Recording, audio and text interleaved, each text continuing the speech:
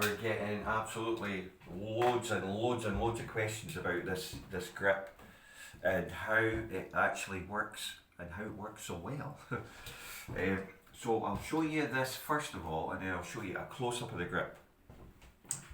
So basically you are holding the club like this. If you see that there, you end up with your lead hand like this, okay? Which, if you've read any of the golf books from the greats, Snead, Henry Cotton, Hogan. And the reason I'm talking about these guys is that the grip fundamentals haven't changed any, and they were the pioneers of how to actually hold a golf club.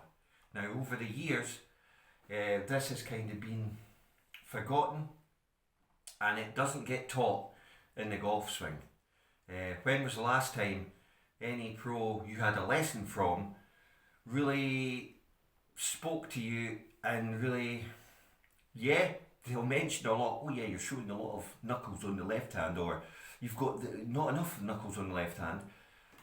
Very rarely does any pro talk to you about the right hand. So if you're in the house, this is how you can practice this. Hold it thus, okay? And you don't need to, you can have your left arm just hanging. And all you're doing with the circle, this bit here, it's in front of you like that. So all you want to do with the circle is throw it up here, so that the circle's pointing straight down the target line. Then you just throw the circle down as if you're throwing an object. Skipping a stone, etc. Now, at the same time as doing that, what's happening? Everything, all your body's moving as one. You can completely relax. That's key. This has to all be done relaxed. Now, we'll show you back that way, but this is key. So here is here, pressure points for your grip.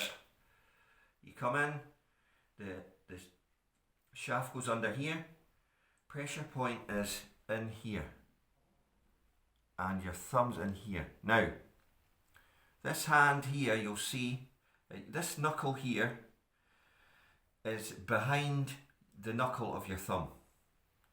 Thus, you can see that hopefully. Okay? And that's called your trigger finger. If you look up Hogan, Cotton, Snead, it feels very uncomfortable if you've never used your trigger finger. Now these fingers here, apart from this one here, that's very rude. This one actually does something in your swing, and you'll see Tiger tapes this finger with tape all the time. That's because the club actually rests on these two fingers in your right hand. The other fingers do absolutely nothing in your swing. I use an interlock, as we said. Now, the tension part of it, I'm exaggerating this, there's no tension in this finger. There's pressure in this point here, that's your pressure point, your trigger. This part here is holding on to your club. This is the part Tiger heavily tapes. It's the only part that's actually contacting the club. Now, it's a throw move. That's what makes it so natural. You throw up to the top. You make sure, it's so simple because the shaft is pointing where you want the club to go. You will notice as well that when you throw the club up from this position, no matter what club you've got, if you've had a flat backswing, your hands are certainly a lot higher than normal, and then it's just a case of throw the club down and let it release, and that is it. No overcomplicating the golf swing. Now, to practice this, I always practice like that. If I've got a shot, I want to practice it like that, and then I take my grip in here I get it. So I'm in. Okay, bit of a gap there. Everybody will be different. When I'm playing, I tape up this finger. The lead finger that's there, I tape that up there. I tape this finger up here. Thumb doesn't really matter because it's across the grip. It's not really got any pressure. On the lead, this hand, you're going to find that you don't want a long thumb. You want a slightly pulled up thumb. Okay? Not a lot, but not a long thumb. You want your thumb up a little. Reason for that is this part of the hand here nestles in and over, see? If it's a long thumb, it crushes it. You need to pull your thumb back, a la Greg Norman. Short thumb. Right. Also, when you do the short thumb on the left, when you do this short thumb here, okay, you've got the same pressure point here on the shaft. You've got the same grip and grip here. You could actually let go with those two, okay? Does that all make sense now? You still have control of the club and it's firmly gripped in your hand, okay? Now, when you're over the ball and you've worked out that move, then it's a simple case of throwing the club.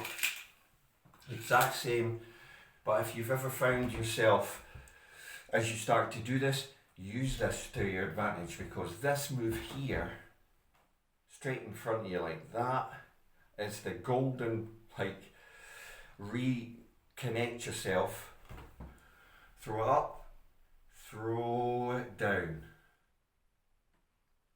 Everything just coming through. So you're taking the golf swing from being a technical thought of moves to just this one move, and then timing everything to move in sync at the same time. That's the genius of this move. You can practice it anywhere. Sitting at your desk. You mean sitting down. The benefit of this is you don't need to actually use any lower half. You will amaze yourself at how good you can swing having your lower half not even moving. You can hit balls, you can test this, you can hit balls off your knees at the driving range. It really does.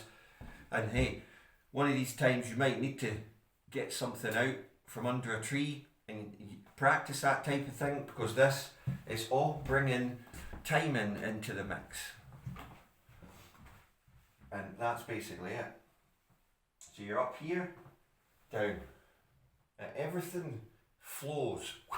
You'll see as well that when we throw this hand from here, see there's it at the finish, there's the arc, you can see the arc there, look. I know it's a bit kind of like,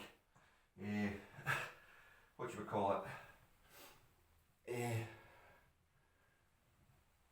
what's that, like yoga chi thing, but that's what you're achieving. Forget about the club head, right? You're not swinging the club head, you're swinging this, which just happens to have a club head on the end of it. Think how more accurate you are swinging that. Your mind is in there and it's saying from there to there. The club head just traces perfectly.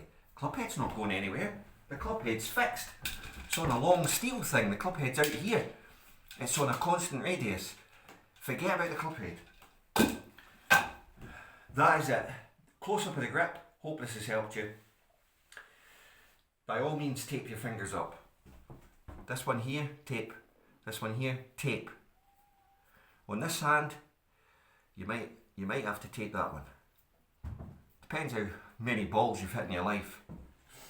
Also, it depends on how willing you are to relax and go with it. How quickly you'll pick this up. You will find the first few you hit, you will gain 10, 15, 20 yards from your normal golf shot. And it will freak you out. So that's why I have to say, take it to the practice range first to dial your distances in. Thanks for watching. Sub the channel, comment below. and feel free to get in touch.